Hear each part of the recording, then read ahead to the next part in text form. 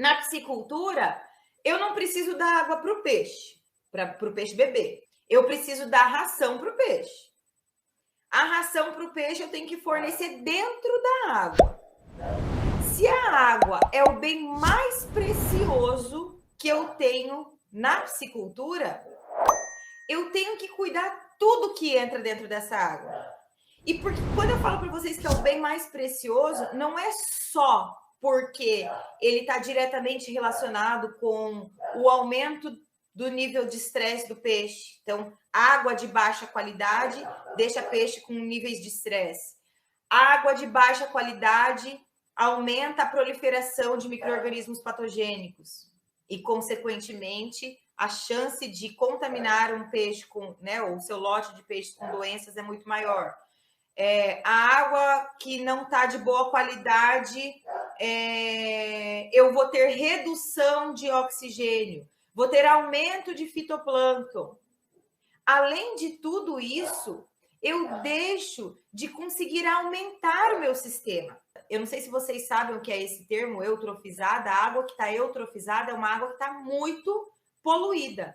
Para vocês terem noção, a água do rio Tietê, por exemplo, né, é uma água que a gente fala que é eutrofizada, que está com aquele cheiro forte de amônia, né? Tem aquele poluída, tem muita espuma, você não enxerga, não tem transparência, é turva, por uso de alimento inadequado, que vai influenciar diretamente na qualidade de água, como eu falei já várias vezes. Não é assim, joguei a ração, puf, eutrofizou a água na mesma hora. Não. São doses homeopáticas. São doses homeopáticas. Então, vai sujando um pouquinho, vai sujando um pouquinho, vai sujando um pouquinho, vai sujando um pouquinho. Quando vê, não tem mais conserto.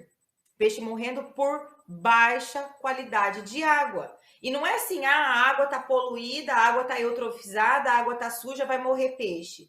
Acontece que a água poluída, a água que está eutrofizada, com excesso de fitoplâncton, ela traz coisas dentro, né? Dentro desse processo, traz coisas que vão levar à mortalidade de peixes. Então, o aumento da produção de gases tóxicos. Eu não sei se vocês já viram alguma vez na vida, eu já tive a infelicidade de ver um viveiro de jatuarana, que é a parente da matrinchã aí, né? Não sei se vocês conhecem. Já tive a infelicidade de ver um viveiro de jatuarana. Então, o piscicultor tinha essa jatuarana dentro do viveiro com renovação de água, mas só alimentava com resíduo, né? Não alimentava com ração. 100% das jatuaranas desse viveiro morreram por intoxicação de amônia, intoxicação de nitrito. Sabe qual é o sintoma do peixe? Primeiro que para o peixe morrer, chegar a morrer por conta de intoxicação de compostos nitrogenados, é porque faz muito tempo que está acontecendo, né? Que a concentração de amônia está alta, tá? A primeira coisa. Então, isso reforça ainda mais a falta de monitoramento nesse caso específico que eu estou citando para vocês aqui. E sabe qual é o sintoma? Primeiro, o peixe para de comer, porque ele já está estressado, não está conseguindo absorver bem o oxigênio. Mas a intoxicação do peixe por amônia e por nitrito, ele se dá da seguinte maneira. O lugar por onde o peixe absorve o oxigênio é o mesmo lugar por onde o peixe absorve a amônia e o nitrito, tá? São os gases que estão ali dentro da água eutrofizada, água poluída, água suja, água que não foi cuidada. Se eu tenho uma concentração de compostos nitrogenados muito alta, de amônia, de nitrito, muito alta dentro do viveiro, tão alta a ponto de ser maior do que a concentração de oxigênio, imagine aqui, ó, eu tenho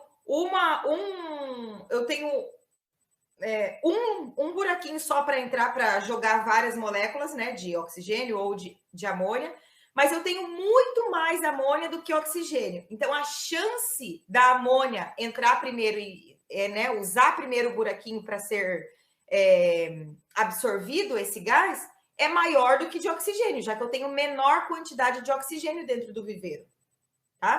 Não sei se ficou claro isso para vocês. Para mim, isso é muito claro. Então, se eu tenho maior quantidade, maior número de moléculas de amônia ali dentro do viveiro do que de oxigênio, o peixe vai absorver mais amônia, mais nitrito, mais gases tóxicos do que oxigênio.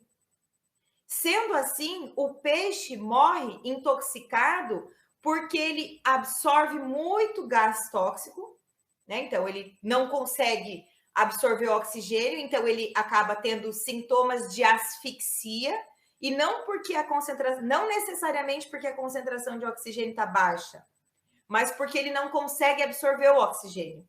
Olha que doido isso.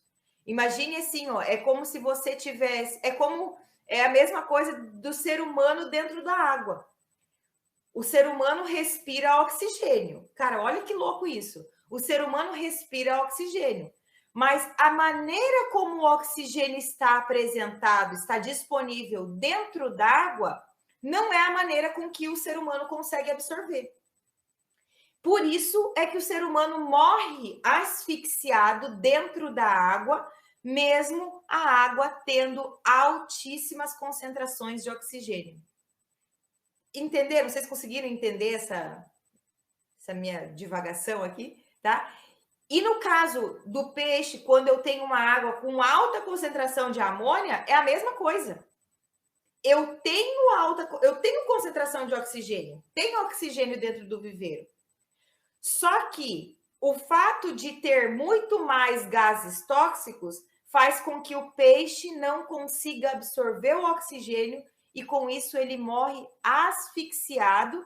E aí, por conta da entrada dos gases tóxicos, ele faz um esforço muito grande da brânquia, as brânquias tentando, né, buscar o oxigênio, não conseguindo, está absorvendo o gás tóxico, e aí começa a dar hemorragia, tá? Hemorragia nas brânquias, hemorragia na pele, hemorragia na mucosa, tá? É triste de ver um viveiro onde a gente tem é triste, muito triste de ver um viveiro de perdas de peixes por intoxicação de compostos nitrogenados.